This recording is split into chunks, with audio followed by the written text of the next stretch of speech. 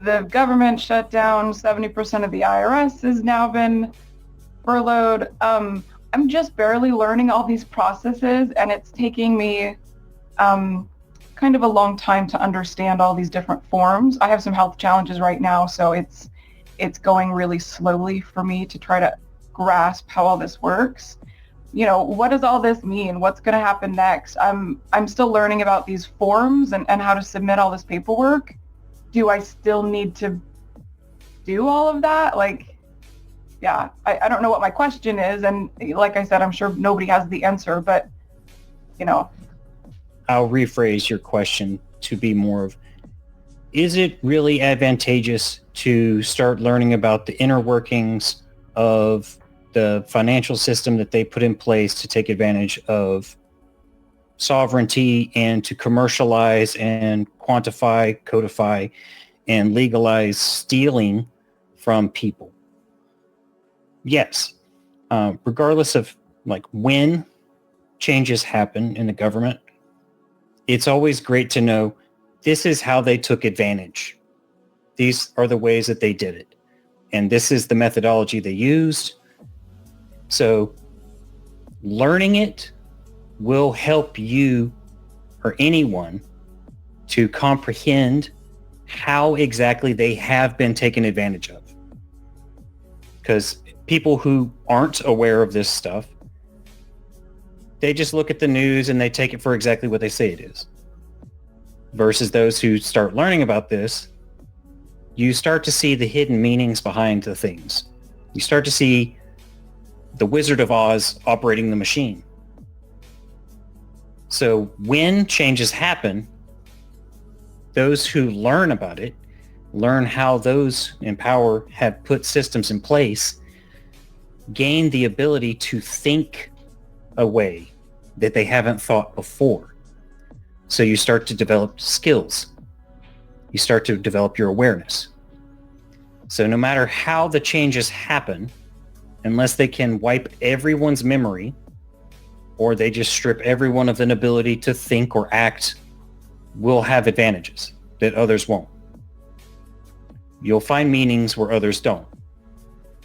So while it may take a long time to start to learn about these things and how to fit the pieces together, there are advantages beyond the immediate material effects, right? So. Hi, Steve. Hello. I have a question. Shoot. I just recently got my my revocable trust bank account opened up. Okay. And I have some questions about that because when I went in to open it up, they asked also for my social. And they said they needed it because I was the trustee. Yeah. And I just wanted to see if that was correct or I shouldn't have given them my social. I don't know. So I was kind of unsure about that. So do you know if that was actually done correctly or because they said it's permissible. Okay. Yes, the ideal situation is we don't interact with banks, which becomes a sticky situation. How would a trust remain private? Do banking without interacting with a bank? And it can. You just have to have your own, a private bank that really does interact with the Federal Reserve System. Very difficult to pull off. They do exist, right? Elites have them. They've had them for a long time. But for us, I've done the same thing. I opened a trust account at Truist. They wanted to know the social of the blue card person who was the named trustee. Which I was that's not really the thing. But then I was I'm not going to argue with them because I want to have a bank account for the trust in the Federal Reserve System. So they have that requirement. It's a permissible purpose. So I made the decision. Okay, fine. Yes, I'll do it. So that I can have access to those things. Now, I do have another question about that because I spoke with one of the representatives recently, and I asked them about my instruments. I Right. don't know. I did do. I said he asked what kind. I said maybe like I said wire transfer. Is that what? Is that was that proper to say wire transfer with when we're trying to send in our instruments through the bank? Is that what that is called? Do you know? Well, if you only classified it as an instrument, that's accurate. Because a wire transfer is an instrument upon itself. Okay. Okay. Like a negotiable instrument is a type of instrument. It's a negotiable instrument. Generally, you'd say like a wire transfer is a non-negotiable one because it's for a specific amount, right? But they're both instruments. Okay. So, and in the banking, like, the specific combination of words and the order that they're in really has a dramatic effect on what you're communicating. Okay. Yeah. And if you say them in the wrong sequence or use the wrong ones, you could get your account shut down. Oh. Yeah, they're very particular about things. They may not say it to your face, but then on the backside they'll have it closed. Like lots of people have posted about it. Just because of how they're talking. Right? Just the words that you use can have various effects. So be careful. So it should be what is the proper term then? Negotiable instrument? Or wire transfer? Well, you see, if you're talking about negotiable instruments and a bank, you have to be really cognizant of whom you're speaking with. Right? Because if you're on the retail side and you're talking about this stuff, they could close everything. Okay. Right? Because the retail side is the public. Right. And the public shouldn't be discussing those types of things. Right. Right. Well, he actually did tell me that if that's the case, I would need to speak to one of the people in the office behind the, that sits in the office there. Yeah, one of the private bankers. Private bankers, yes. He said, and I didn't need any kind of appointment to do that. I just need to come in, whatever the instrument is or whatever. So, I think he didn't know too much either about it.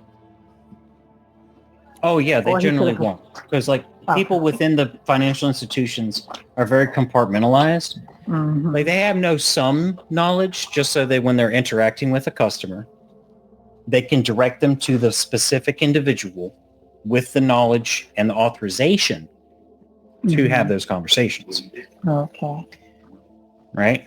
So, okay. And great. even when you do talk to the private banker, each of the banks has their own guidelines. Like there are the general guidelines that they have to follow, but they have specific guidelines for their specific organization. Like some don't deal with negotiable instruments, period. Because they just don't want to deal with the hassle of it. Not to say they won't do mortgages and auto loans and then fleece you on the backside by flipping those negotiable instruments anyway. But they just don't want to openly deal with that stuff. Okay. So be careful with how you speak to them. Use the right words. Be kind of general vague and you have to allude to things, double speak. And they'll be able to figure out who can help you if they do it. Okay. If they do it. Okay. So, my understanding was that since they are bankers, every bank should be able to do it. That's not correct? No, definitely not. Oh. Right? Because your local community bank, your local bank that's only within very particular 100 miles of you, they are completely different than a multinational bank which is jacked into the Federal Reserve System. Totally different. Well, this was a Chase Bank here. Okay. So they should be able to do that. Maybe. Right? Because if you're going to a normal retail bank front, you say it says Chase, and it's just right there on the storefront, probably not.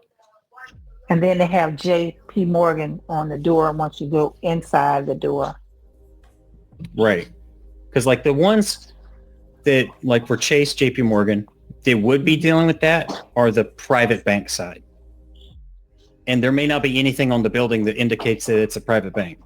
And that's how it should be because it's private. Right. So how would I find out? Well, you could talk to, like, get into a conversation to talk to a private banker at that location or one of the nearby locations and discuss with them to connect you with one of their wealth managers. Okay. Or one of their fund managers, right? Because they deal with private side stuff. Okay, so when I open my account up, I do have a card. The lady that opened my account, and she gave me a card that says private banker. Is that telling me that this is it telling me that this is a private banker that I'm dealing with that should know these things, or just her title is private banker? That's her title. Okay, yeah. Because it seemed like, well, I don't know, maybe she didn't know too much either. But she did open up an account, she brought in a gentleman that knew more about the finances of trust. And that he said he worked for JP Morgan. And I think he might be the one that I need to talk to then. Yeah, he would definitely know more about it, Mm-hmm. or know someone who knows it specifically. Right. Okay. I have one more question, and then I'm going to stop asking. But I want to know, could I put a POA on over my trust account? Is that something that we could do to maybe have more authority, or do we have the authority to do what we need to do? The problem. Well, that depends. So using the operative word use of can, meaning do you have the ability to? Absolutely, you have that ability. Would it be advantageous for you to do so is the better question, right? Because they could see that as a risk, especially with a new account, Mm-hmm. and then decide to shut everything. So can you do it like have it like a custodial type banking situation where they are merely there to have it, but they're just custodians, right? So they're acting more in a fiduciary type capacity where they have to act in your best interest. Mm-hmm. That's more private. That's very private side. So retail banking establishments care about making as much money from everyone that walks in that they can. Mm-hmm. They don't care. It's the bureaucracy of it, right? Because like my background is I worked at a bank. I managed billions of dollars in risk. This is how they do those things. And that's exactly why, because they answer to shareholders. They don't care about individuals, period. They only care about extracting as much value as possible. Mm-hmm. Private side, where there have to be in a fiduciary capacity, they care because they can personally be held liable if something goes wrong. Right. Retail side, it's institutional. No one's going to throw, Chase Bank into prison. They can't. It's a dead entity. Right. Mm. Okay. Right. So like once you get into this stuff, it's very hard when you start from nothing. Because one, you haven't proven yourself to them. Two, you don't have multi-millions to do anything with. And three, they just look at you as you're not part of the club. Okay. So you have to go through the, build yourself up method. And it's long, arduous, and very frustrating.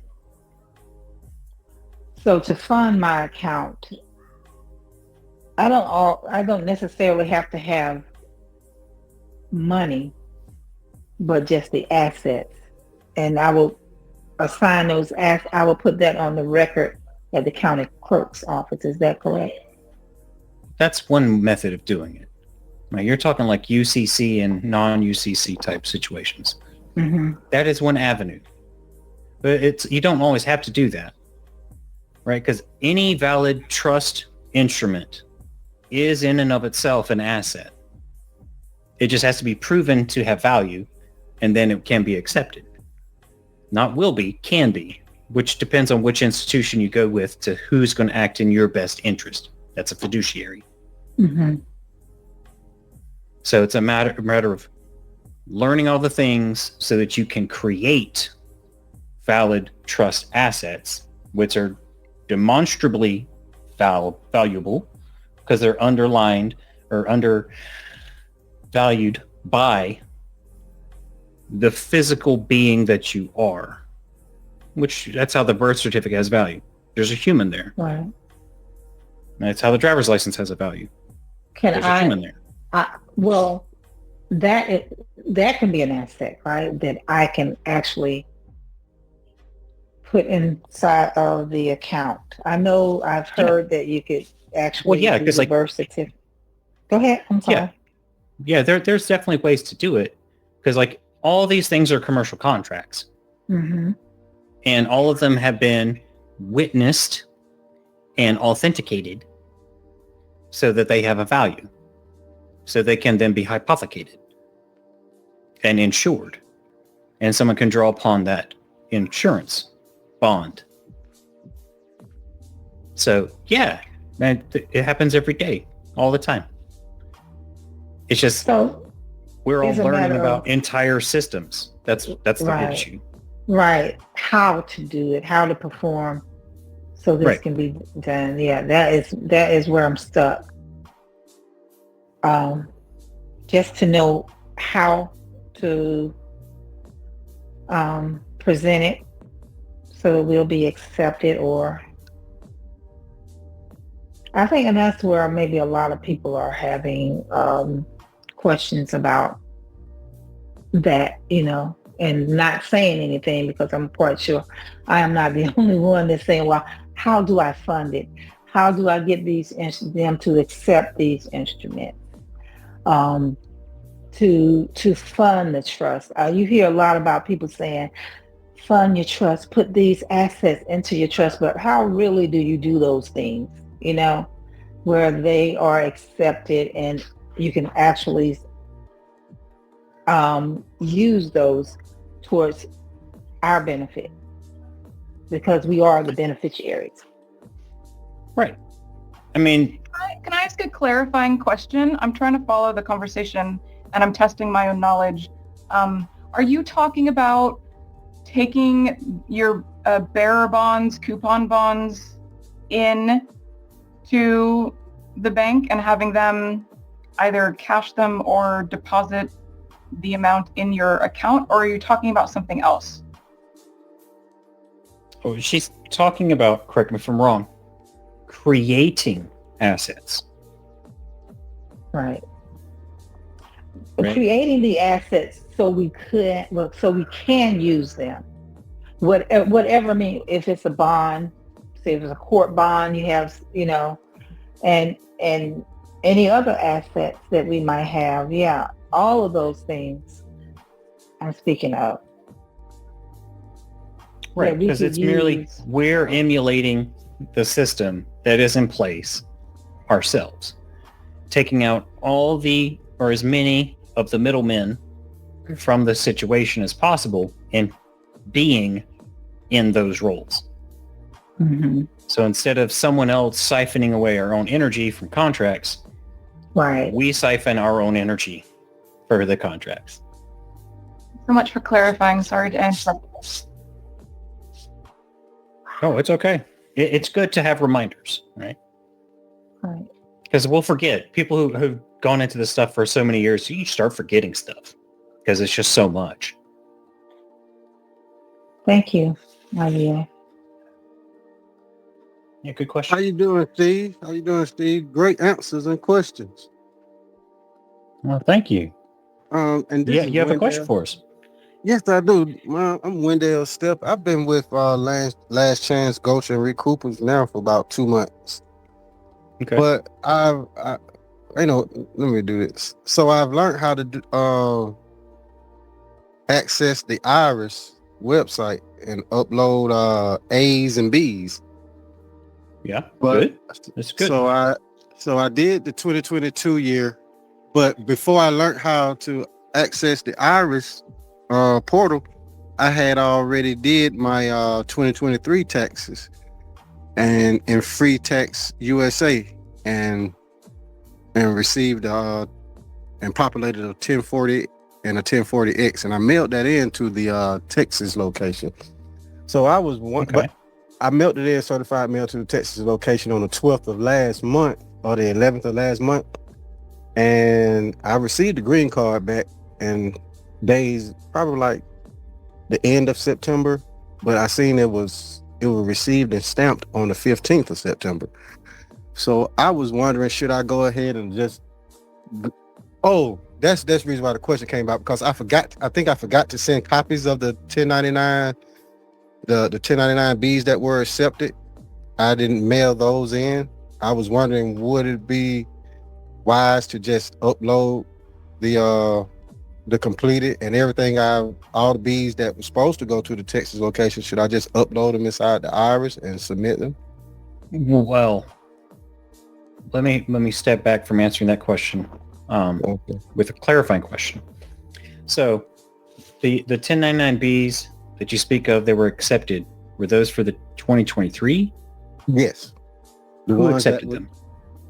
They were accepted by the IRS because I did them on 1099 online. Okay, and I gotcha. and I received the 1099Bs in the mail, in my mailbox, in my personal mailbox. But I forgot to make copies and attach those inside. And add those inside the envelopes with the 1040 tax returns, amended tax returns, and the 1040X. So I was wondering, should I just upload them into the software just to have them there for proof that they could see them? Well, not necessarily. So like what the third-party 1099 filing does, they access Iris and they submit them in Iris, and then they print off and mail a copy, right? So that's what you received, is the one that they printed off after submitting the Iris. Now, the only issue is not that you didn't send a copy of that with your 1040 or your 1040X. That's not necessarily an issue. Okay. The issue would be whenever there's someone reviewing it, they will check your transcripts to make sure that there's a cross-reference. So if you on your 1040, 1040X reference a B that's in one of the sections on the 1040 or 1040X, they will look at your transcript to make sure that the B, which 1099.com submitted, even if it has been submitted and acknowledged by their system, if that IRS system hasn't processed it and put it onto your transcript, there's a mismatch. Gotcha. So then they'll reject basically and say, hey, we need some more information from you. You're going to get one of those lovely letters that's going to say, we're missing some information here. And it'll take time between when it's reviewed and when you receive the letter. During that time, maybe that 1099B shows up. And if you look at your IRS portal, you'll see it there. That could happen. That has happened, right? Awesome. Yeah. So awesome. The key important thing is any time that we go to electronically file 1040, 1040X, or do it on paper and mail it in, the key important thing is everything that's on that documentation has already reflected on the transcript. Because otherwise there's a mismatch and they're going to reject it, which is very frustrating. Which is why, like, when anyone receives these letters, and if you've received it, you already know it. It says, we are unable to verify, validate some of your information. That's exactly what they're talking about. There was just something that was in the documentation that didn't align with something on the system that the agent was looking at. Maybe they had a database connection error, and that's what caused the issue. Okay. Could happen. So it's extremely frustrating because their systems are ancient. They're antiquated. They need to be updated. They don't talk to each other. There's a whole huge problem with it. And it's by design. just to create Okay. friction. That's So keep an eye out. Like even if you check your IRS like every 5 days or some such to see if they're sending you any letters. Because you can check to see if they're going to send you a letter. And you might see it before it shows up physically. So just everything that was in that 1040, 1040X, set that to the side in like, a working folder. Just so you have everything together. Don't put it away. Don't file it. Just keep it somewhere off to the side so everything is together so that should you receive this letter, you have everything that you need. And then just make copies and like write copy on it if they're copies. Like your 1099s, you don't want them to have to like think that you're submitting brand new ones. So write copy on the copies or do not file copy. So that way that they're aware that these are copies that are already showing up. And if you need to, and if you wish to, include a letter of intent. Like, I received this letter from you guys, reference that letter, include a copy of that letter. Saying information was needed. If you didn't specify, or if they did specify, make sure you indicate that you have that and you are including it, even if it was included in the past. Because like this is a friction point and it does frustrate some. And then you just get emotional about it. Don't get emotional about it. It's all merely checkboxes. okay. Thanks So- for that clarification, because I was thinking on the lines of that, but I didn't really know. I was unsure, but you just made me feel really, really good about it, because when I first started doing the 2023s through 1099, I royally screwed them up because my math was off. So I went back and I did a lot of corrections. So I am expecting to receive that letter you just spoke about, and then I do have all my paperwork in order, just like you just spoke about. So I'm ready for that part. And so, but far as the 2022s and the 2024s, I should just proceed as normal because I've made all the mistakes and the corrections. So I understand it a lot better now from dealing with the 2023s. So I could go ahead forward, more confident with uploading and submitting my 2022s and 2024s with no interruptions. I'm assuming. Yeah, I would just be aware that if you submit any of the updated information for 2022 now, Okay. with your 2023s being in process, Okay. it will pause your 2023s. Oh, okay. So I'll hold off on that one, but I can move forward with 2024, and it won't slow up 2023. Right. Yeah, because, well, I mean, yes, you can submit your 2024s now, and it won't impact your 2023. But your 2024s will not be processed until 2023 has been finalized. Because the way that they like to operate is close each year. If any prior year is open, then no subsequent year can be finalized. Oh, okay. Right? So, and they will expect you, like if you're working on 2023, you finalize 2023, whatever happens, but then you open 2022 by submitting more documentation, they will reasonably expect 2023 to be updated to reflect any potential carryovers, right? Mm. So they will expect it. Not that you have to do it. They will expect it. If you can provide them information regarding like this is what I'm doing, especially when you get to 2022.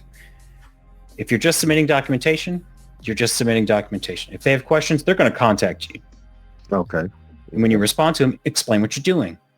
And you can even ask them or not, you give them a statement saying that should they feel like any subsequent tax years need to be amended or modified, they need to tell you, identify where it should be amended or modified, and their reasoning supported by their codes and manual. right? Because they're there to balance the books. That's their job, to balance them out. What we do and what they receive information, their job is to balance it. So if there's any modifications, ask them what they're looking for if they see any additional modifications needed.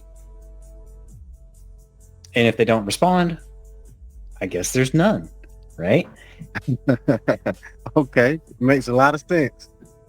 Right. So then if anyone in the future comes back and says, oh, you should have made these changes, like, why didn't you tell me this prior? They're like, what are you talking about? Like, here's a copy of the letter I sent with the green card receipt that you guys received it, asking you about guidance and information on making any changes to any subsequent tax years. There was no response. Therefore, there couldn't have been any changes that were needed.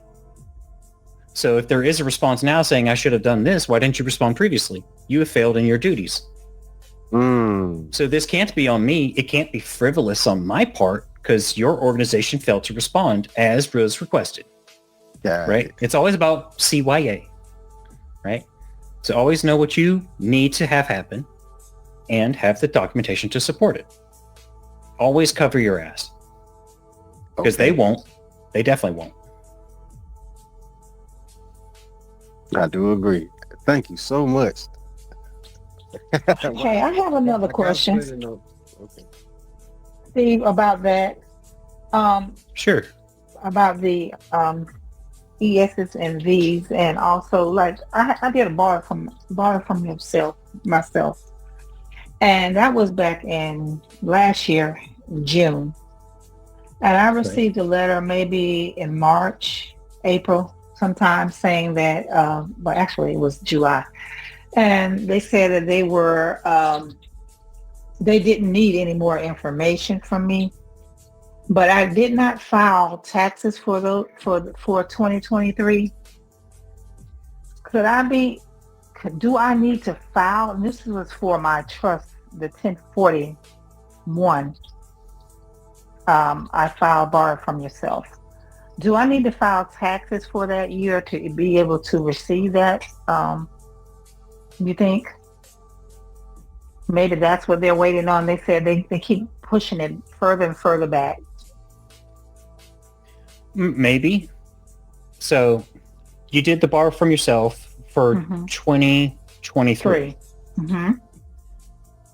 And then they responded after receiving all your documentation saying they didn't need any additional information from you. Well, that was the last letter that I received from them. They sent a letter before then, but I forget what it said. But they said they needed additional time. And once they said they needed some more months, they didn't know how much, time they needed. So I called and they told me that the letter was sent out, stating that they needed more time to get this processed. And now that time is like this month, and I still haven't heard anything from them. And they saying that we do not need any more information, but they're not telling me what's going on. Should I do an FOIA on that to find out what's going on with that return? I would not recommend doing a FOIA. No. Okay. I would recommend looking into the 843 and having it submitted as a fiduciary. Okay. And I thought about that too. I did see that on RECOUPERS. Someone did that.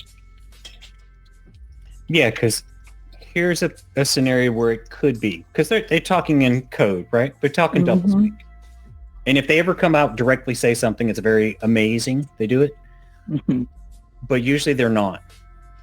So when they're over there, they're saying, we need more time, we need more time, we need more time. But yet they say they don't need anything from you. Right. Who are they talking to? Yeah. Right? Sure. So it's, we don't need anything else from the blue card person. Okay. But they need information because obviously they need more time. Well, the only reason you need more time is for someone to do something that needs to be done. Right. Who would they be talking to in the public capacity about something? Nothing, because they don't usually talk to privates. Right. So The IRS is very legal bound. They're like one of the most honest federal agency that we have. They will follow the letter of the law only. And you get bad apples and they do crazy shit. But the organization as a whole follows the letter of the law. And when you're dealing with private matters, they keep it private. They may not even respond because they're not required to privately. Which is why the acting in the proper capacity is paramount. So if they say we need more time, okay, cool. It depends upon the trustee and the fiduciary to figure out how much time they want to allow this organization to operate within the bounds of a reasonable time frame as defined within the IRM. Outside of that, give me my stuff. Or do a conditional acceptance. We need more time. Great. I'll give you 60 more days at this rate or this amount. Since this stuff is, in your case, belongs to a trust, that's trust property that they're holding for the benefit of the government until they give it to you. So don't give it to them for free. They don't give us stuff for free. No, they don't. I mean, there's always a hook. There's always a catch. So as the trustee and the fiduciary need to come together to have a conversation and to make a determination on how to best navigate for the benefit of the beneficiary. Operate within your legal capacity and what you can and you cannot do. Okay. Good question. Yeah. Thank you. Now I have one more question, Steve. And okay. So you're speaking a lot of laws and different things, and what would be the best way for me? I do study the UCCs and the CFR. Where will I get my solid information that I could go move forward on this situation? Or will I just Google the different things that I want to do to be able to handle this situation, and I should be able to find it under Google or Chat GPT or something like that? Well, or any law books, or Right. Well, the books that you would find, the answers that they would provide, or the guidance that they would provide is for all those entities that are falling underneath the federal jurisdiction. Okay.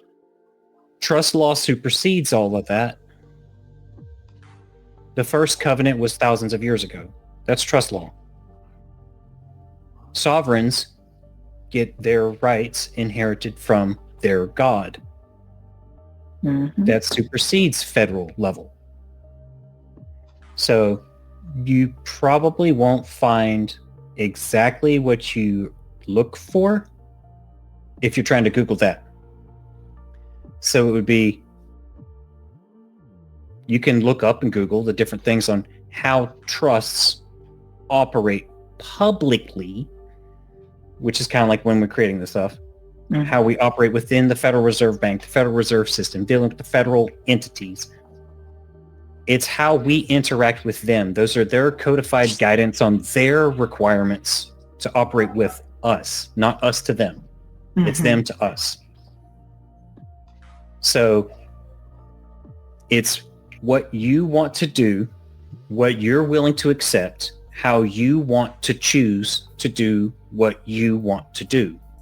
They have requirements that they must follow. That's federal law, federal statutes, federal codes. We're not federal property. We're not federal entities. So we don't care about what they have to do. They care. We only care so far as, if I want this outcome, what do I need to provide them to get to that outcome? Right. And then you need to stand on your square, because they're always going to push back and say, "Oh, aren't you a brainwashed one of our entities that has to do what we say?" You're like, "No, I'm not. Sorry. I wasn't born with a zip code or a barcode. I'm not federal property." All right. Okay. And any adhesion contract, I'd like to see my signature on it. And it can't be something before I was under the age of consent, because that's a void ab initio. Minors can't make contracts. Adhesion contracts are ab initio, null and void. Okay. Great. Thank you. You're welcome. I mean, that is a great question. And lots of people have that exact same type of question. Like, how do we decide how to run our own lives? Right. Very important. It's extremely important, because at the end of every single day, there's only one person that's responsible for all the actions that not a person. There's only one living entity responsible for every action and reaction we have. And it's us. Right. So how we get everything else to happen is we need to know what they require in order to get to a certain outcome.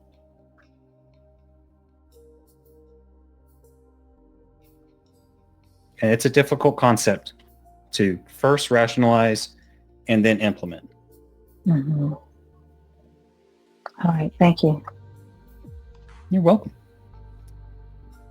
Who else has a question that would like to ask their question? Sorry, I just want to add something there. Stephen said. Niels, it's you. Hey, Niels.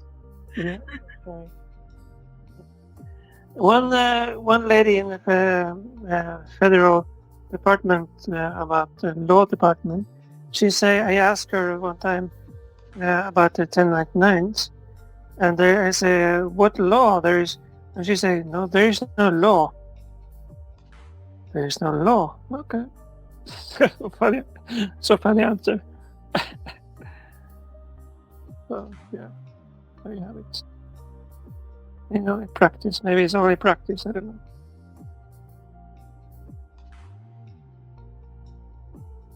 Well, yeah, I mean, because people in general forget the only real laws are, first you start with God. Whichever God you have is your God. That's where your laws originate. Under that is the individuals, the people who came together, who voluntarily gave up some of their sovereignty to create a government. That government only has the same rights that its people allowed it to have. That government implemented laws for its government. The things underneath of it.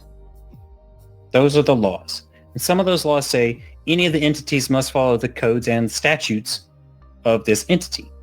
That's a law.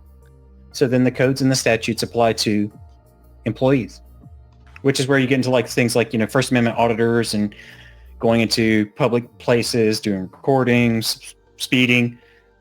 Speed limits are for the entities that belong to the government, not for travelers. Which is not to say you can do 200 everywhere you want to go. That's dangerous. And you'll probably get someone killed, which will, invalidate all of your rights.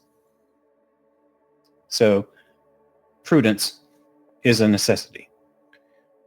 And if you're going to be operating inside of a trust, as a trustee, trustees must be prudent, must always act prudently. So lots of personal accountability comes with stepping into this sphere and trying to move through it, which will change all of your behaviors, because you can't do what you want, because that's not prudent all the time. Unless you want to be like a hermit and bother nobody. That's pretty prudent.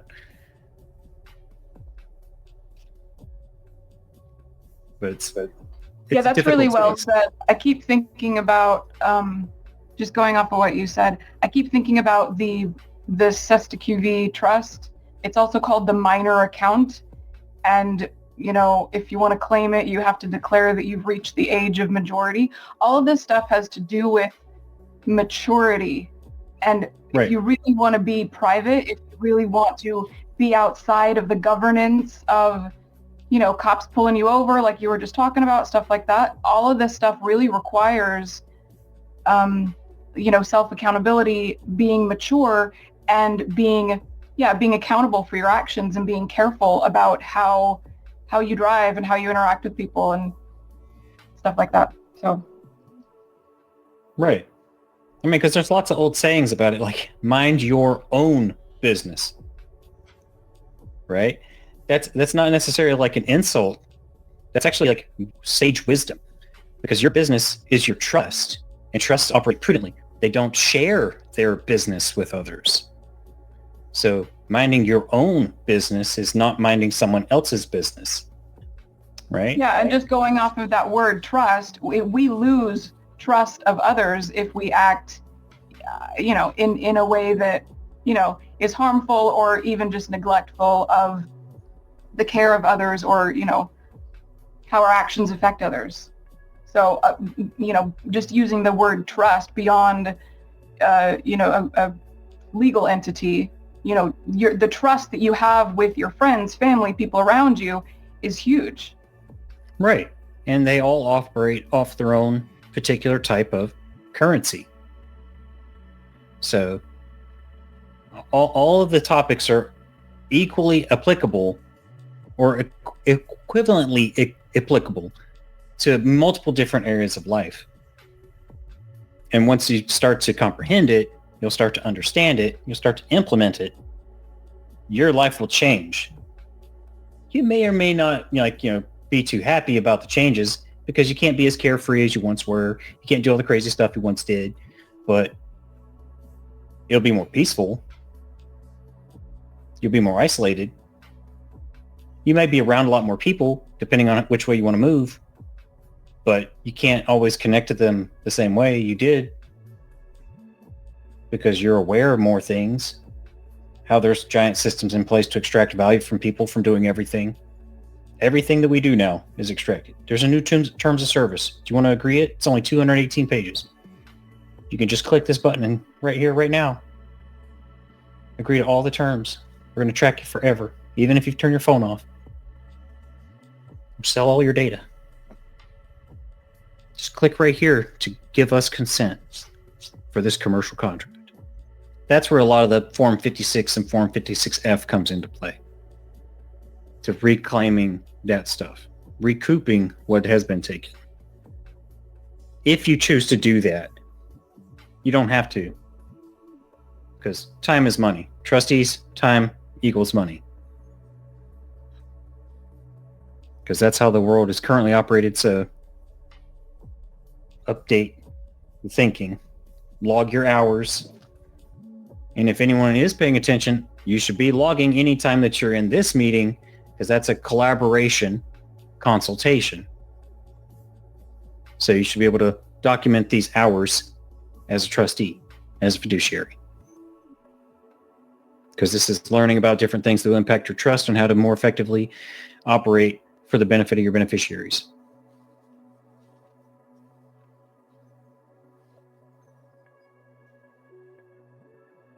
Now, who else has a question they would like to ask?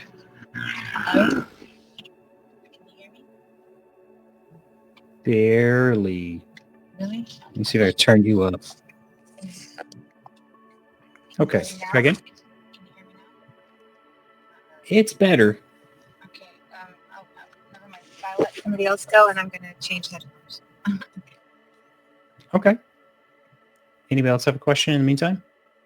I totally don't need to dominate, but I'm new and I have a lot of questions and nobody else is asking. So I'm just going to quickly ask.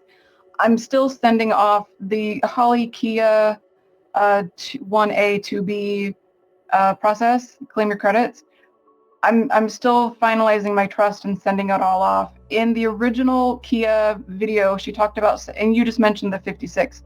She mentioned sending off the 56, but then when I was looking at the documents on Holly's Google Drive, there was no 56, and she just had the other, I forget what the forms were. Is the 56 necessary to send in as I'm prepping my paperwork to actually send it off? Yes. Okay. Yeah, each of the forms has its own particular role, right?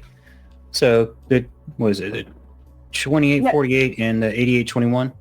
Right, And yeah, then those two. 56. I have those prepped, and Walter, I think Walter is the one that said we needed the 80 whatever. And I'm a year late to all of this. I know that this all happened, over a year ago. So that's why I was just asking. I was looking at the 56 forms, and it looks like it would be important to send in, so I have it. But I just wanted to ask because in Holly's updated Google Drive, she's removed it, and she just has the other 2 forms. So just wanted to clarify. Yeah, I believe Holly had removed it, particularly from there, because it's fairly straightforward. And I believe she had mentioned that others had covered it in depth to where she didn't feel the need to continue having it. So the Form 56 is the declaration of who is acting as a fiduciary for whom. Yeah. Right. So that's just by itself. That's a standalone. That one is the fiduciary. And then the other 2 forms, one of them is merely to represent, or it's a declaration as to who can represent whom in front of the IRS for tax matters. And the other one is for who can access tax information for whom, which they all seem like why exactly there are 3 separate forms for all of this stuff when it's, of course, why wouldn't the fiduciary be able to represent you and get access to this information? And the reason is flaming hoops to jump through. Why not? Yeah. That's why they did. Okay. Thanks so much. Yep. Okay, I'm back. Can you hear me? Yes. Okay, now better. Hi. Thank you so much. That was really, I joined when you were explaining how we have to put, we have to charge for each day that they're late with our stuff because we are in charge. So we're the trustees and they have to be accountable to us. So thank you for that. I just didn't understand. I didn't hear the first thing. So if you're filing, imagine if I was to file the 1041 ES&D, would you start with 2024 first, or would you start with the latest years first and not do everything at the same time, because that will shoot ourselves in the foot, right? Just do it step by step. Well, okay. So you came in, and my response was for a particular situation where 2023 was being worked on, but they had documentation for 2022 and 2024. Mm-hmm. So the way that the IRS loves to operate is don't work on any one year if any preceding year is open. Okay. So when you mean open, you filed something. Imagine I haven't filed anything for 10 years. I could start now with 2024, get that out of the way, and when I have results on that, then go back and do 23 and 22? Maybe. Okay. I'm not saying you can't do that. It's your choice. You know your ability or not. I say maybe because that might not be the most effective way to approach it. Okay. So if you, in your scenario, haven't filed any of the documentation, cool. Okay. So you're basically at a starting point for every year. The only thing is you have documentation that you want to submit for multiple years. Mm-hmm. No matter how many years you submit, the oldest one must be closed first before moving to any subsequent year. Okay. So you could submit all the documentation for every year that you have that you want to work on. That may be the most effective method. So just you don't forget. And then all of them are open. But you can only go back to 3 years, right? So now 2024, we could only go back to 2021, 2, and 3, or 22, 3, and 4. Kind of, right? So it's you cannot receive a refund for any year prior to 3 years from the most recent tax year. Okay, that's one thing. You can go back and work on taxes for 10 years from today. Mm-hmm. Right? So these two things are true all of the time.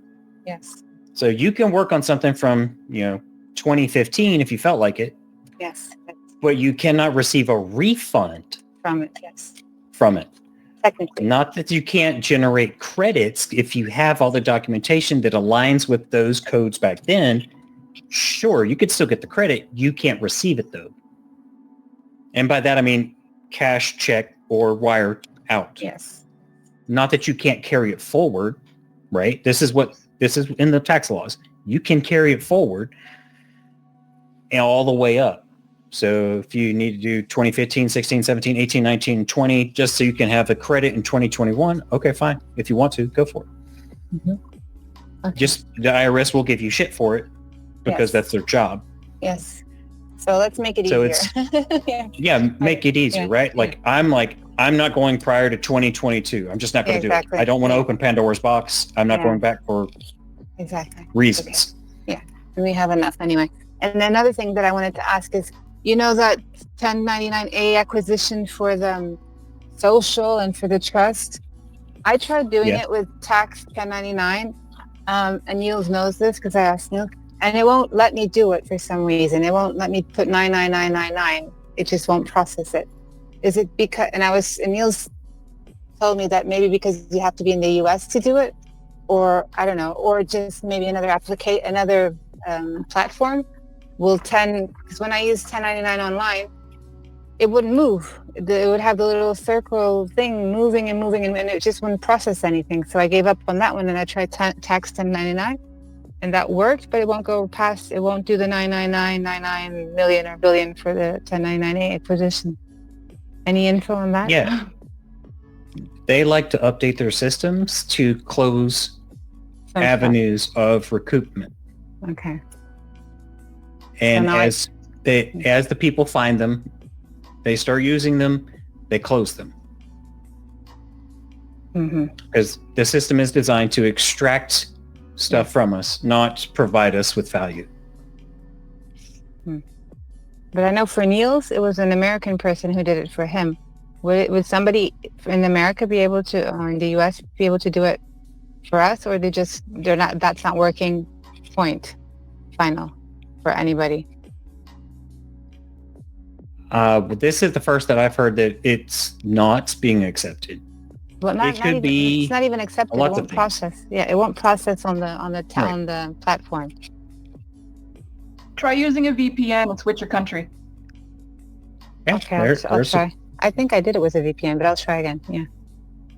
Choose a different VPN. Okay. But people have been doing it on tax 1099, the acquisition, or do they use another program to do it? You have to do it on the direct filing on the IRS. Hey, you can do it directly on Iris. Yeah, that's one method of doing it. Yeah, but I don't have my I-10 yet. It's still not processed, and it's been like 3 months. So, okay. Okay, I'll have to be US citizens to do that, according to the IRS. Okay, I'll get it done. Okay, thank you guys, and thank you, Stephen, and thank you, Niels. Hey, thank you. You two are pioneers. Yeah, we're kind of trailblazing, feeling the way. Yeah. Quick question about submitting forms. I remember Holly and Kia, when they did the original videos, they were talking about how or maybe it was Walter, I don't remember. Somebody said that all forms need to be submitted by October 31st. Because I'm totally new, I purchased a car in 2022, and I really want to claim the credits on that one. So I understand I need to do 22 first before I do 23, 24, but do I need to get all of my documentation in before the end of October, or do I actually have the end of this year? That is a great question. I'm not quite sure off the top of my head, actually. Well, because you could take it at face value and just submit your documentation for just that. That way they could say, hey, I've done it. I had the documentation submitted, and they'll say, well, that was incomplete. I'm like, yes, but you said I just had to have the documentation for this submitted by this date. Not, I had to have everything done or accurate. Right? So, I guess maybe it kind of like a postmark, like as long as the post office postmarked your letter on whatever day, it still counts even though recipient didn't receive it. So as long as I have something submitted before the end of October, maybe that counts, and then I can, if they need additional documentation or if I want to add anything to it, I can maybe do that before the end of the year, and maybe it'll be accepted. Or technically, the moment you put it in the post office, it's considered delivered. So technically, the day you put it in the post office and you have to stamp, by law, it's considered delivered. Correct me if I'm wrong. Right. Yeah. No, it's under UPU. That's how it works. Yeah. Because notice to agent is notice to principal. Notice to principal is notice to agent. Yeah, So, that's kind of what I'm referencing. It's, hitting send on my computer for the final documentation is I'm just relating that to a postmark. So I just want to claim my credits from 22, and since I'm late to the game, I'm new to all of this stuff, and you guys have already submitted your stuff a long time ago. I'm just wondering if I need to get everything in before, just in the next 3 weeks, or do I have the end of the year?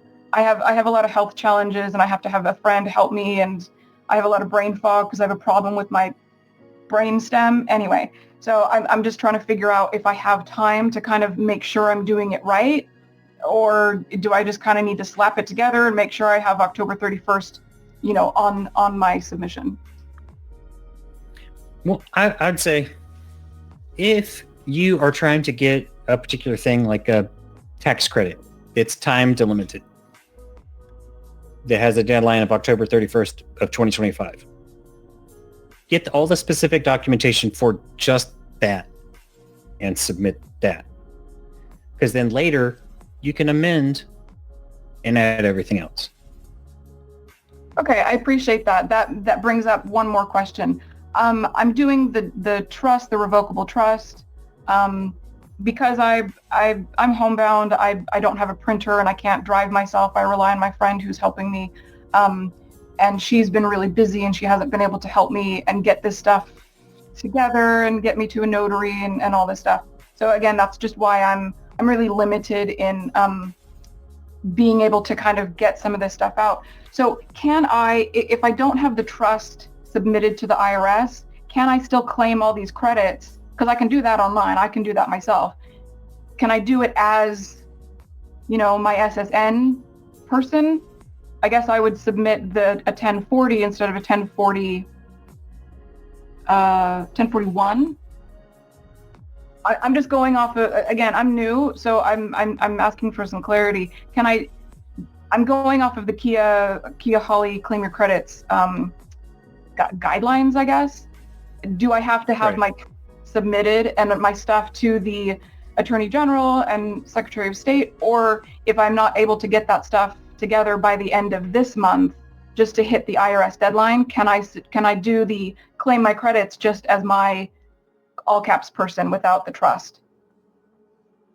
Well, you can definitely do claim your credits just as with the SSN, right? Because there's two different things going on, right? Because in the claim your credits, they definitely say, you need a revocable living trust, which is true. If you're going to go into any of this stuff, you need to have a revocable living trust, at least one. And then figure that out so that you can get everything in order to create an irrevocable so that it's lasts, in perpetuity before you die. It's an operation. But the social itself is an express trust, right? Because the social is merely the designation of the account of the trust account that the IRS manages. The Secretary of the Treasury is one of the trustees on the board, and so is the head of the IRS. So the SSN itself is a trust. We are the only authorized representative. We had to sign the card, which is why you have the Social Security card with the name, its signature of that authority on it. That is a trust. The only thing is the degrees of separation. So as the system sees it, the social and the human underneath it, who puts a signature on it, are the same thing. But they're not. But it is a trust.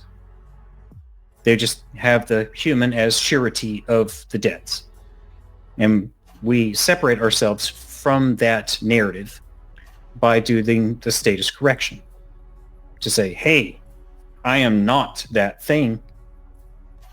I am a living. I am a man, woman, living being, soul incarnate. And I'm operating through this trust with this name. Now in the Holly and Kia Claim Your Credits, we create a new trust that we control and we have created, because the other trust is the one that they created, so they control it. We're merely the beneficiary, which is fine. But if you assign that beneficial status as property of the trust that you have created and you've controlled under trust law, which is above federal law, then all the benefit of their trust flows into as an asset in your trust, which is why you create the revocable living trust. But you don't have to do that to do Claim Your Credits. Certain aspects of the whole process could become more difficult depending upon your level of knowledge and comprehension and how well you can stand up to bullies. Because that's what the system is designed to be, a bully. To convince us, to gaslight us into forgetting who we are and what true value is. So you can't do it because it's really just, claiming back your credits and returning it back to the beneficiary. That's really the ABB process. And since you are relatively new to this, the whole ABB process is an emulation of a fiduciary action for a trust. It's marshaling of reversionary credit or interest, reversionary interest. You can Google that. So it does work because it follows the similar process. There are certain aspects of it that are not present because a fiduciary isn't doing it. If you're just doing ABB just as a social. But enough of the components are there that only someone on the receiving side who doesn't know the entire system would reasonably connect it to that's what you're intending to do. And that's why some of them work, or a lot of them work, actually. The ones that don't is they're running into people who are just, they don't want to do it just because they don't want someone to get over on the system because they couldn't, or they're just ignorant of the whole thing. So that's how some of them don't work. Because there's always that one thing that just doesn't work for no reason. You mean process? Yeah. I mean, yeah. You're referring to different like there's the ABB, there's the borrow from yourself. There's lots of other things. That's what you're referring to, just kind of in general, different processes. Well, not only that, but it's like you wash your own clothes. Somehow between the washer and the dryer, you lose a sock or two. It just randomly happens like that. It is the same with some of these processes. We don't know why some of them don't work. And the entire, everything legal standing of the entire process is perfectly sound. It just doesn't happen. And there's too many moving pieces to understand or to know definitively that's where it fell out. But they're okay. not going to give us those details. They're not going to clue us in. Right, but that's okay, especially when you start getting into knowing the UCC and, using registered mail with the insured bonds. Because it doesn't matter if they lose all the shit. It's insured. The Postal Union is the only gold-backed institution on the planet, 100%. So their insurance bonds are guaranteed forever, for always. No country on the planet can interfere with the Postal Union. None. And if they do, they just become an enemy of the planet, which is why no one can obstruct the postal. No one. Is that why it's helpful to, when you send in your bills, is that why it's helpful to put the stamps on them? Because of the intrinsic value? Kind of. But it's more of using registered mail and the declared value of it. That is an insurance policy for every single piece of mail. A human must sign off on every single step that mail takes. And if it's lost, the insurance value of the declaration must be returned to the injured party. So that's why. Question on that. Sorry. Yeah, one second. Yeah, thanks, Steve. When you're mailing any of the stuff in, if it's a document going to a government agency, at the very minimum, you want signature, return receipt. And if it's an important document that's for something very important, especially if there's any kind of coupon or an instrument in it, it needs to be registered mail. And yeah, that sucks because that stuff is expensive.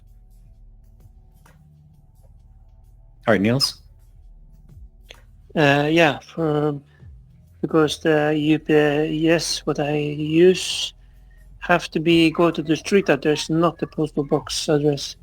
So, and I have to declare that there's no tax value on the document. That makes any trouble, or is it still okay?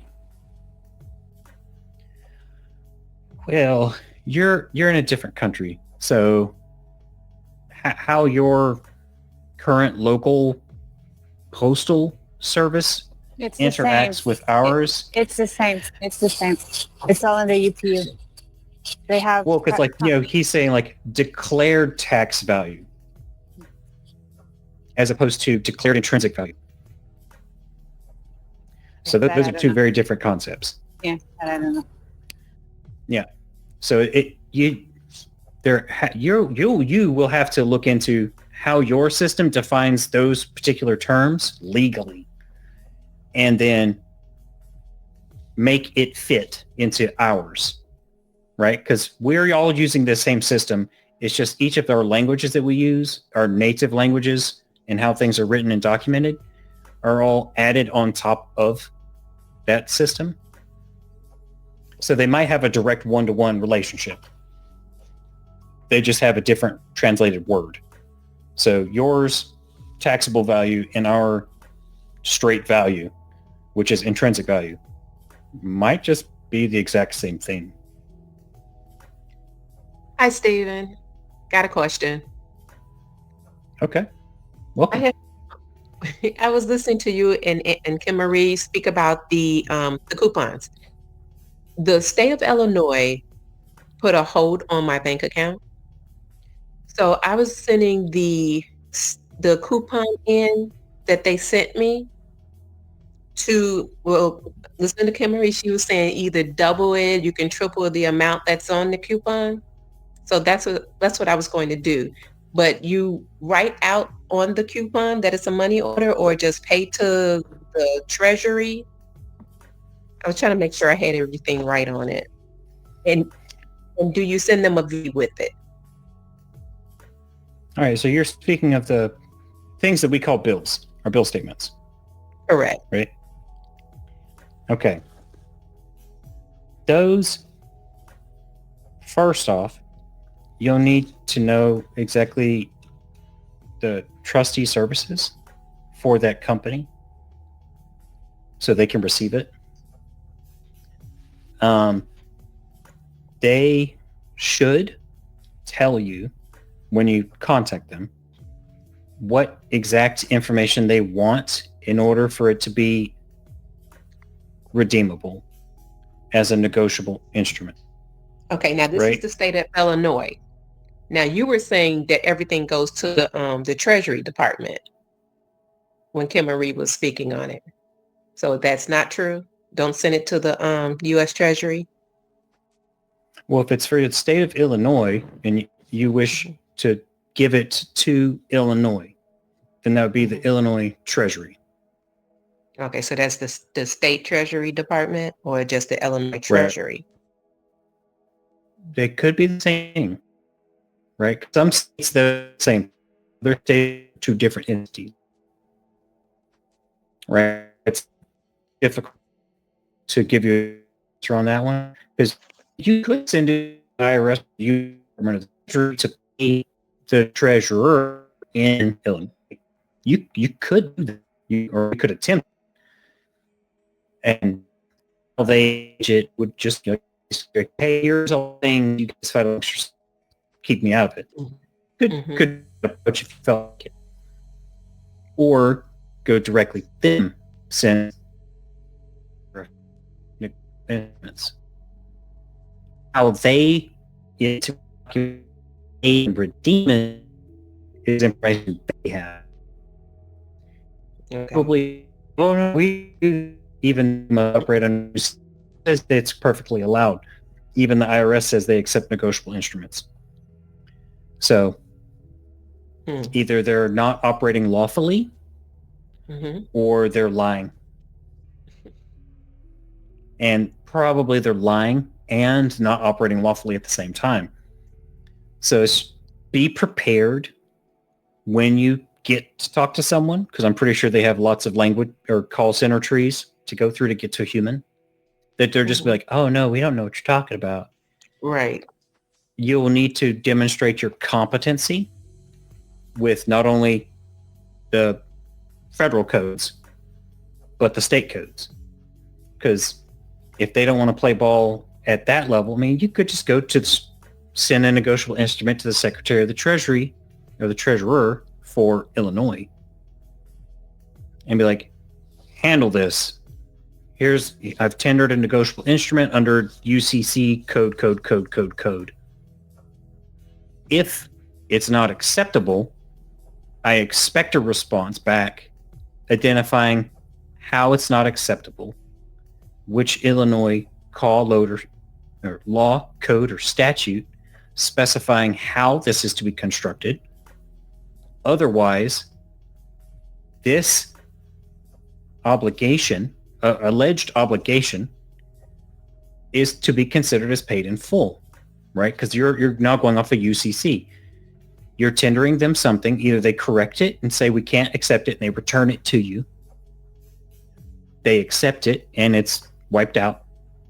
Or they're in dishonor. And if they act in dishonor, you go to above them to get it paid. Or they have to pay you for your time and effort. Because this is all under UCC. Get default judgments. Right? Because it's all about the law. I had made two of them out. I made one out to the U.S. Treasury Department and to the state treasury. I was going to send both of them out. You think that's good? Or should I just do one? Well, I would see no harm that could be done by doing both, because what if both are paid? That means it's paid in, if both of them are for double and they both are paid, you're triple over. Okay. Right? So if one dishonors it, one honors it. If both of them dishonor it, well, then you have a method to collect on both, especially if you're operating as a trust, because they have to remain in honor. And you have to send a V with the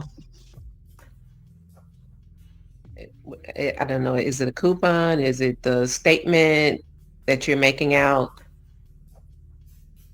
It says taxpayer statement is what I was sending them.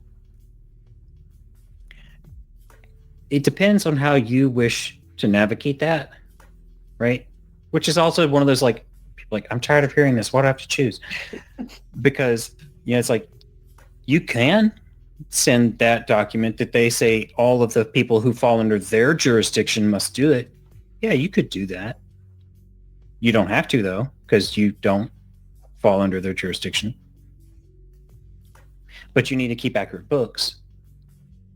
So you need to have some documentation validating that it has occurred. Because then when they say... That I've sent it to them, that occurred? Right. Because if you send it, mail it through the postal system with registered mail, and get the return receipt, that's one form of verification that you did it.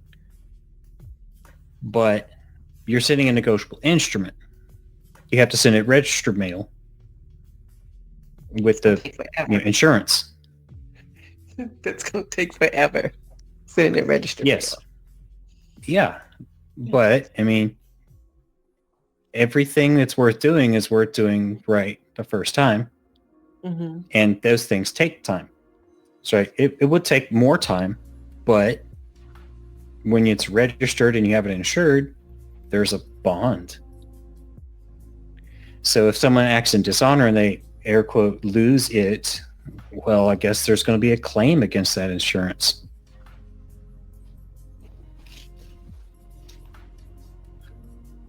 Plus, if they come back and on the back end and say, oh, we didn't receive it, he's like, well, I have a record right here of this person signing for it, and it's most likely going to have a stamp on it from some bank. Mm. It's like, well, this bank accepted it. Do you mean to tell me that someone embezzled money? And they're not going to say yes to that. So it's you put them into a corner by following all of the codes, because then they have no way to act but either in honor or dishonor.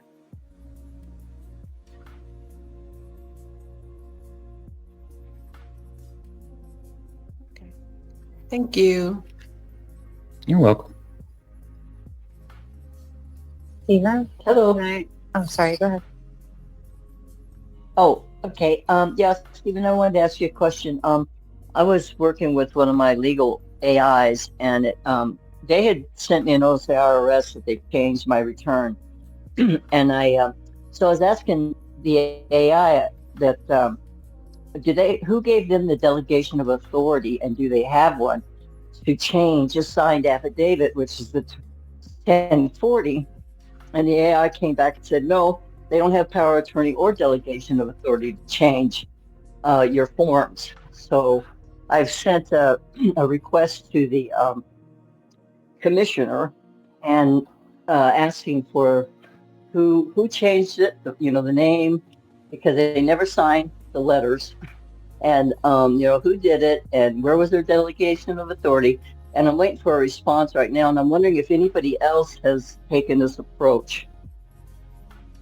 I have. I didn't go the way that you went, because my perspective is, I don't care who did it. I don't care why they did it. I just threw it in their face that as a fiduciary, they don't have that authorization. There's no one above me, and that they need to do the documentation again the way it was sent in the first time.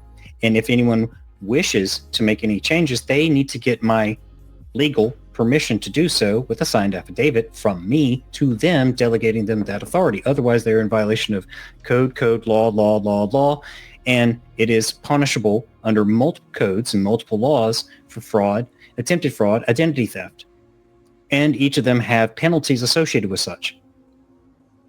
So I really don't care that they thought that they had implied consent, which they don't. I don't really care who did it, because it doesn't matter to me. And I did say, if an AI did this or some technical system made this change automatically, then I need to see a copy of the base code of this system to know what exactly was the decision that made this, who signed off on said code, because obviously it isn't following the law.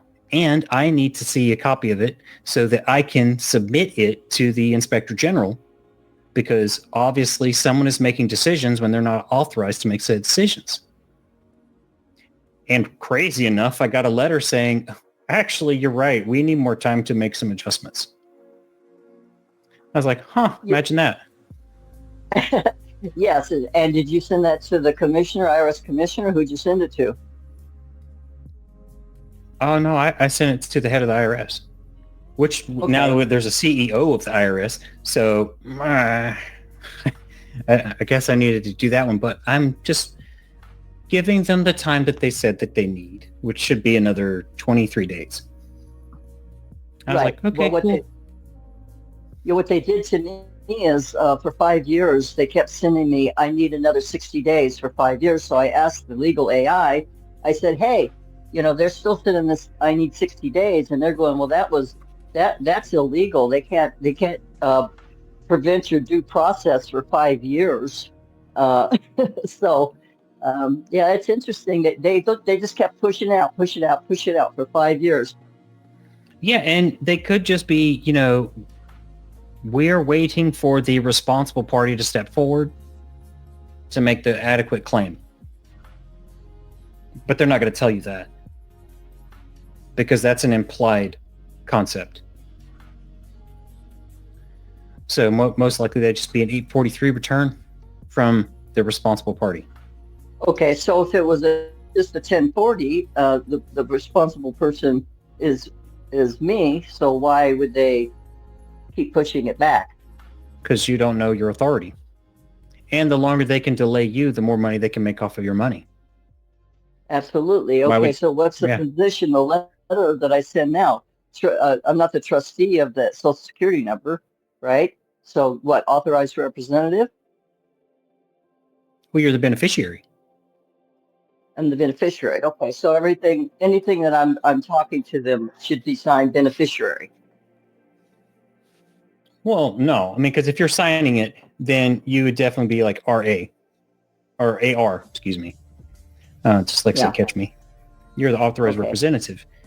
So, I mean, you are the beneficiary of that trust. And, you know, knowing some of the trust law, what happens when a fiduciary or trustee breach their trust? It's bad. They can be removed.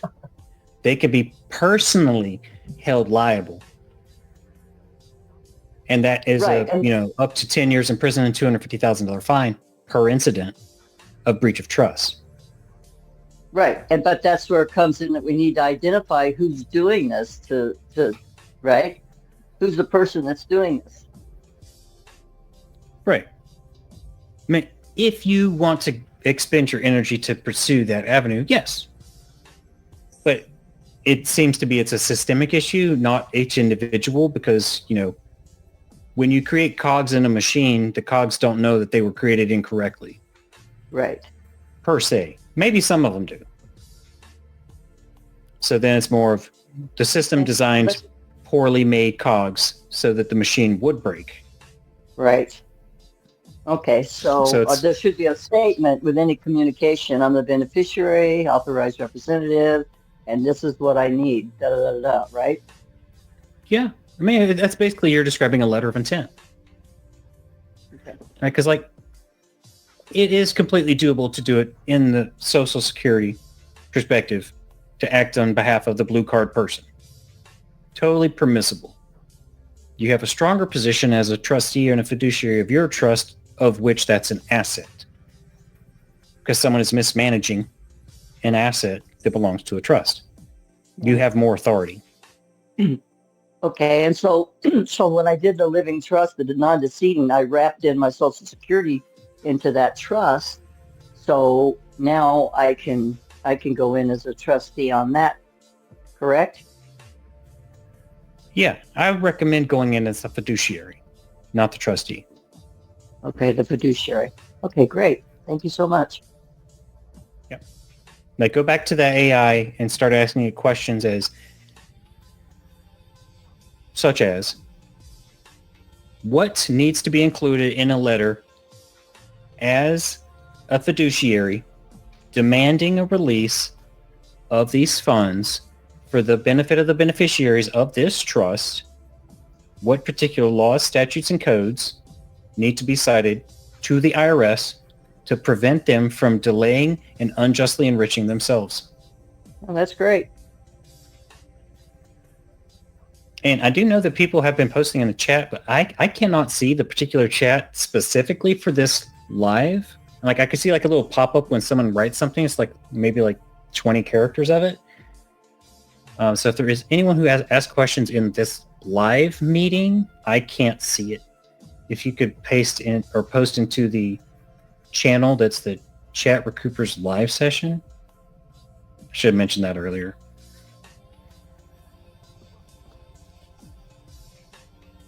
Just, I don't want to miss anybody. If someone did post a question, I have not seen it. I have a question on that. Sorry.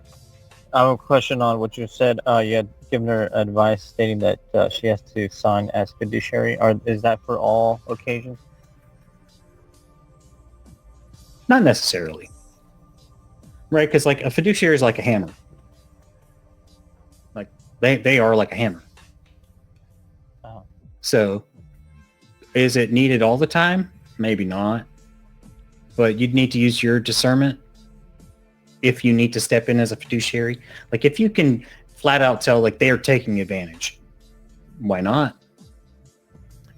Just act prudent, right? Because they have a reasonable time frame, like especially like right now, like today. Government shut down, 70% of their workforce is furloughed. I guarantee there's delays. Guarantee it. I can go out on a limb and say 120% everyone's getting delays because people just aren't working. I mean, more than likely, the tech people that run their systems are the ones who haven't all been furloughed. And there's some people in maybe all of the locations, maybe, just so they can say, sorry, we don't have personnel. We can't do that. Those are most likely the people that are left. And some individuals that can make some decisions. Otherwise, they're really not doing anything. Even when there's like, 20, 30,000 of them? That's still across the entire United States. Or globally. Because they do have to deal with Americans that are overseas. And other entities. So. All right. Appreciate that. Yeah. Good question. All right. We got 17 minutes left. Anyone else have a question they wish to share? Steven, 3 seconds. If nobody else has a question. Okay. So I don't have my ITIN yet, which is taking forever. And now with the government shutdown, I don't know when I'll get it. So technically, I could collect everything for the blue card person underneath the trust.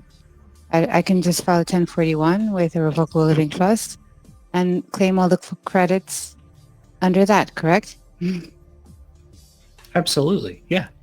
Okay. You have more authority, right? Because the blue card person is just another legal entity. Yeah. Okay. So, and I have another question. When I did all the 1099 ABBs, because I did it for 21, 22, 23, 24, now we can only collect 2022. I'm stuck here. I did everything because I did the trust, I did the and I don't know how to do the next thing. I already asked help from Gwendolyn, but then my family is going crazy, so I haven't had time to sit down. But I just need to file a 1041 for each year with all the credits that I've claimed, correct? So I bundle them up and I put them on a 1041? Well, when you say bundle them up. For example, I have 10 different companies for 2022. And I did 1099 ABBs for each one of those companies. So I have 10 different companies with credits. Do I sum them all up and do one 1041 for that year with all those credits? If you have the proper trust documentation for that, yeah. I do. I have everything. I've sent it to the IRS. I did the 2848, the 56F, the non-decedent. I sent it to all the different, I did it 3 times because it's in equity. So I sent the letter 3 times, give them 3 notices. So I think I have the base foundation. I just have to go in for the final, which is where I'm stuck. Well, those things you identify are definitely needs to have, but there's more, right? Because you have the documentation identifying those things as a trust asset. You have the meeting minutes that your trustee signed off on where those things were discussed, right? Yes. And then you have your ledgers where you have documented that those are trust assets. Okay, no, I don't have the ledgers and I don't know how to do that. Is there a ledger class? I mean, not really. I mean, because in general, like first it sounds really daunting. Like, oh my gosh, I gotta have a ledger. Okay, so basically it's like a spreadsheet. Yeah. That, you identify the particular things, the trust identification number, you create it. Figure out whatever combination you want to use as your inventory system. Description of what it is. If you have a scan of it, a file, indicate that. And it needs to be referenced in the meeting minutes as an asset that's being accepted by the trustee into the trust. Okay. So all the bills, all the so-called bills, that we can call them accounts, that these accounts have been discussed and are now accepted by the trustee. Yeah. I mean, and you like include them, right? Because like, it's like a crazy abstract concept. Like you are the trustee holding a meeting with the beneficiary Mm-hmm. who has brought this topic forward. Mm-hmm. Now, true story, you are both of these entities. So you are having to present your record to the trustee, and then the trustee is receiving it to look at it, to enter it into the trust as an asset. Mm-hmm. Right? So it's you. It's all you.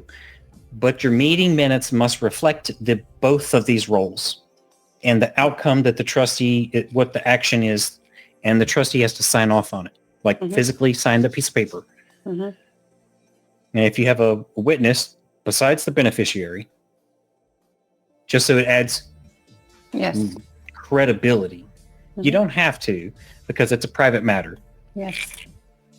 But like for like more bigger things, that becomes a very relevant, pertinent topic. Mm-hmm. But for entering things into the trust as an asset, that should be sufficient.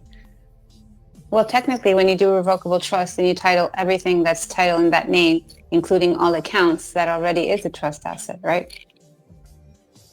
Technically. Technically, yes. Okay. But when they're enumerated, it's better. Specifically, it's right? Better. Because then there's like a paper trail. Mm-hmm. Because like you can always argue like after the fact, hey, that thing is actually a trust asset. You can't take it. Like, oh, but it's just titled to the social. Like, but everything that belongs to the social belongs to this. Exactly. So everything in the social's name is titled to the trust. So you'll have my property. Right. Because like, but then that's an abstraction layer right there itself. Because like, it looks like it belongs to this one entity, but on the backside, this entity gave everything it owns, including itself, to a trust. Mm-hmm. So everything is owned by this trust. Everything. Yeah. And especially when you couple that with the non-decedent, it's the living. We don't have socials anymore. Exactly. That belongs to the trust. Mm-hmm. We are trustees. And that's it. We are fiduciaries. We are stewards. Mm-hmm. That's it. Okay, so now, will we put that on the record at the county clerk's office, all our assets? Definitely not legal. No. So how will we make that legal? Well, you have a record for it to be in our trust. Oh. Well, because see, trusts are private, right? Right. That's the very first thing. Trusts are private. Courts are public. So in order for a private thing to remain private, they don't go in the public, right? So the assets of the trust remain knowledge to the trust unless and until it is imperative to remain private that they must be shared with special parties. So then if there's any such there's a lawsuit that comes up where someone's trying to sue you for your car because insert frivolous reason.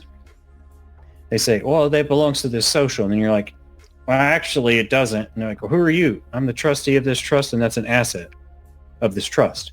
And they're like, do you have proof? And you're like, absolutely. Here's the trust ledger. Here's the trust minutes. Here's the date on those minutes. Here we can see at what date and which time and the topic and this serial number, the VIN number, the color, the shape, the car, the thing, it doesn't matter, became property of the trust. And this individual, the living, is a beneficiary and they are utilizing trust assets. And they're going to, the judge, if they care to fight it at this point because they can't act as a trustee, they're just going to try and leave it alone. Because that's how the courts catch you. They are acting as the trustee because there isn't one. Mm-hmm. They're the assumed trustee because you haven't assumed your position as a trustee. So they take it in your name. And by assuming that position is through the trust. Right. Because if they want to make a determination in regards to anything, they're trying to act as a trustee, but they can't. Because if they try to act in a position where they are the trustee, when there is a trustee, they've committed fraud. So and they don't want to do that. what about a situation if you have a foreclosure in your home and your home is in the trust? You did a UCC1 file, but they still trying to put you out of your home. How would you fight that? And the home is in your trust. Well, the way I'd fight that would be they need to prove that they actually put up consideration for the loan. And ask them to produce the original documents because they separated the deed from the, well, I don't know the term. So they're committing fraud anyway. So I would put it on them to provide. Well, I mean, that's the second fraud they perform. But for any contract, there must be due consideration on both sides. If they funded the loan with my promissory note, that's my value. They can't have funded my loan with my value.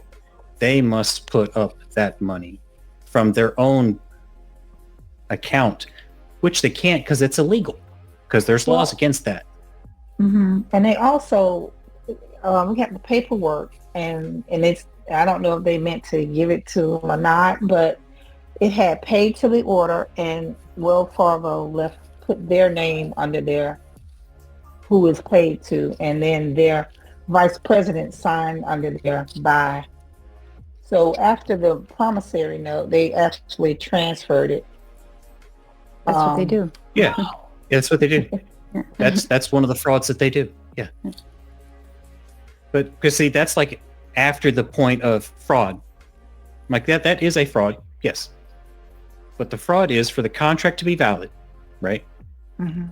They must have put up consideration first. So anything after that is void ab initio because it's fraud. Yes, they committed other frauds, which is damning in and of itself, but the contract where they're claiming that they have a valid contract is fraudulent. That contract is invalid. That's why I've seen them. People have put it on YouTube. They put it on TikTok. There's legal cases. They can't prove that they put up their own funds. So there isn't a valid contract. They don't have a secured position. Okay. So get someone from the bank in there to testify for the bank and grill them on it. Okay. Can I add my offspring into a trust that I do not have yet? And what would be the proper procedure in order to stop a foreclosure on her estate through Social Security and the fraud that's going on with the trafficking of our offspring, guised as child protection, please? Well, there's multiple meanings with what you've asked. So, is it a commercial offspring or is it a physical living entity? Living. They don't have jurisdiction over the living, just what they have created. Correct. However, in the process of getting a Social Security number for one of our children, we sign it.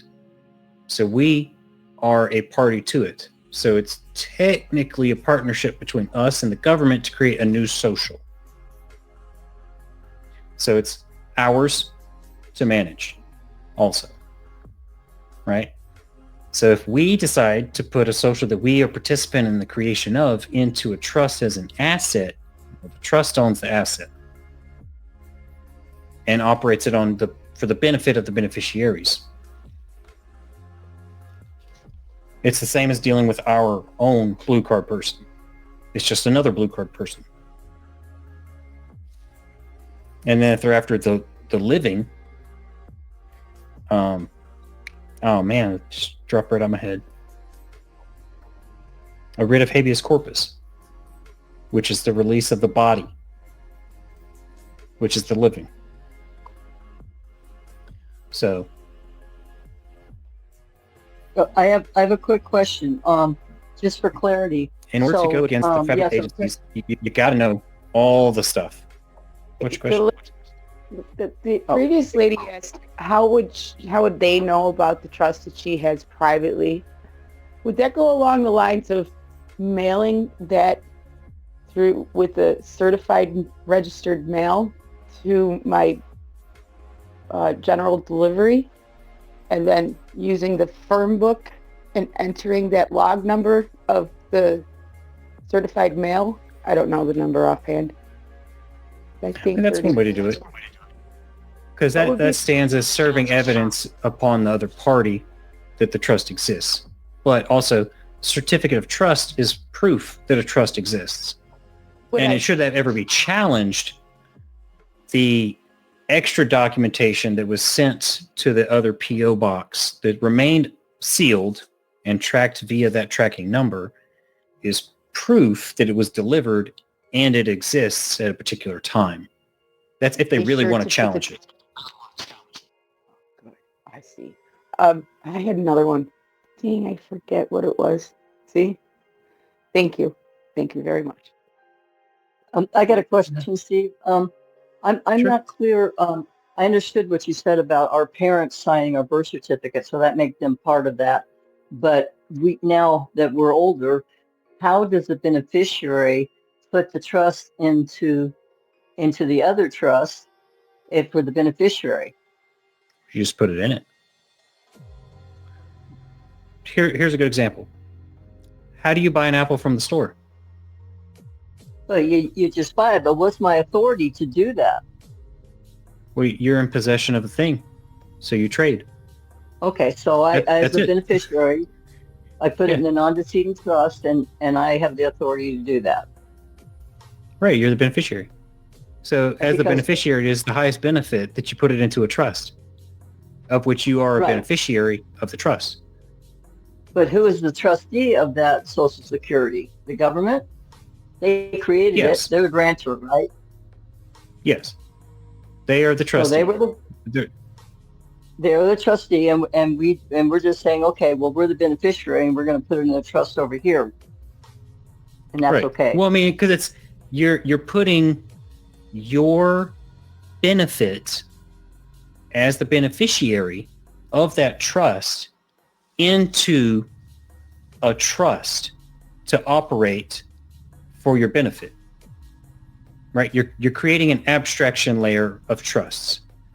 And the purpose of that is to separate the thought that you are a dead corporate entity that they created.